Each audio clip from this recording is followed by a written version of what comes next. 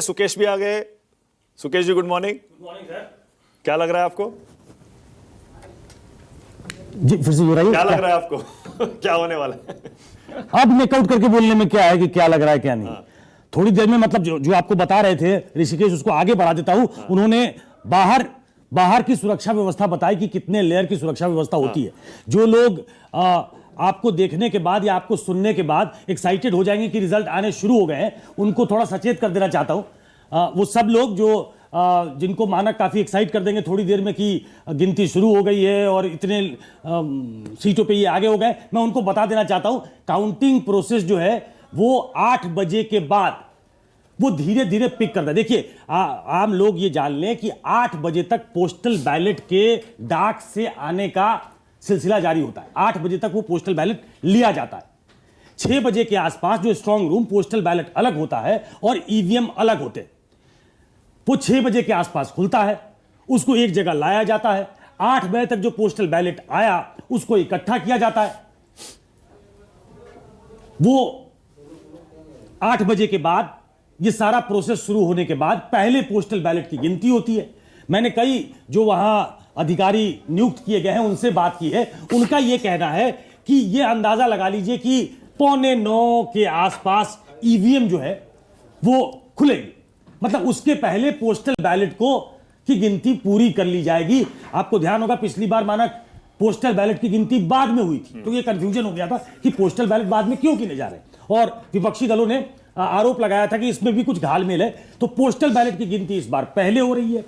जो ईवीएम की गिनती शुरू होगी वो मुझे जो बताया गया है वो 8:45 के आसपास ईवीएम की गिनती शुरू होगी। और उसके बाद तो इलेक्शन कमीशन ने एक रूल भी बना दिया है कि जब तक ईवीएम की पूरी काउंटिंग खत्म नहीं हो जाती, जब तक पोस्टल बैलेट की पूरी काउंटिंग खत्म नहीं हो जाती, तब तक ईवीएम की काउंटिंग खत्म नहीं की। बिल्कुल बिल्कुल यही होगा। पहले हालांकि इसमें सेग्रीगेशन का काम पहले कर लिया है इस बार इलेक्शन कमीशन ने, वैसे भी कर लेता है, लेकिन इस बार पोस्टल बैलेट्स का काम सेग्रीगेशन का कर लिया। सेग्रीगेशन का मतलब होता है कि क्योंकि सारे एक साथ पोस्टल बैलेट्स आते हैं तो अलग अलग असेंबली सेगमेंट्स के लिए उनको कर लिया गया। और अब जब 8 बजे शुरू हुआ है तो तुरंत वो पोस्टल बैलेट्स की काउंटिंग शुरू हो जाएगी। संजीव आपने काउंटिंग सेंटर देखे होंगे अंदर से बाहर से, उसके विजुअल्स भी दिखा रहे हैं, हम तस्वीरें भी दिखा रहे हैं। देखिए जब तक रुझान नहीं आते अपने दर्शकों की जानकारी हम बढ़ा दें कि आखिर काउंटिंग होती कैसे है, क्योंकि इस बार तो काउंटिंग एजेंट्स कौन होंगे, राज्य सरकार के होंगे, केंद्र सरकार के होंगे। एक बात और बता दें कि बहुत सारे टीवी चैनल्स पर अभी शायद हो सकता है कि लीड्स भी दिखने लग जाए। तो जैसे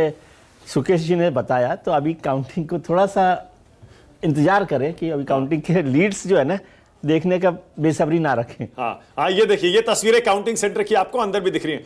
संजीव जरा बताइए। देखिए काउंटिंग प्रोसेस की दिलचस्प बात कोई यहाँ इस बार तो बहुत ज़्यादा इंटरेस्टिंग इसलिए है क्योंकि इस एस्पेक्ट को लेकर के टीएमसी कोर्ट तक पहुँच गया, और किस तरह से काउंटिंग वहाँ पर होनी है इसको कोर्ट ने भी एक तरीके से निगरानी में अपने लिया है।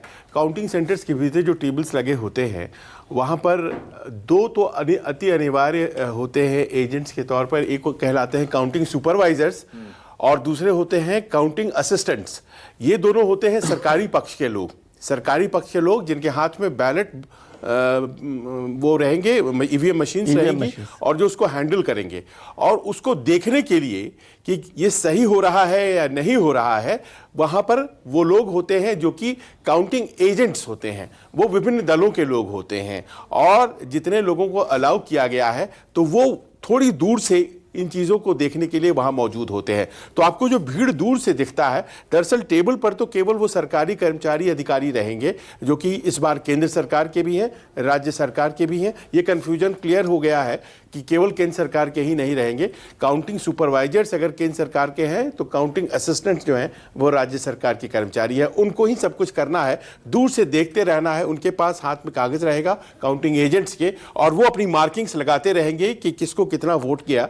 और इलेक्शन कमीशन ने सुप्रीम कोर्ट में यह साफ भी कर दिया कि अगर सुपरवाइजर राज्य सरकार का होगा तो असिस्टेंट सुपरवाइजर जो है वो केंद्र सरकार। खुद इलेक्शन कमीशन ने कहा इस बात को कि देखिए ये जो 13 अप्रैल का सर्कुलर है उसी में हम लोगों ने इस बात को स्पष्ट कर दिया था। तो ये अज्यूम करना कि केवल और केवल केंद्र सरकार के वहां पर सुपरवाइजर्स हैं, ये गलत होगा।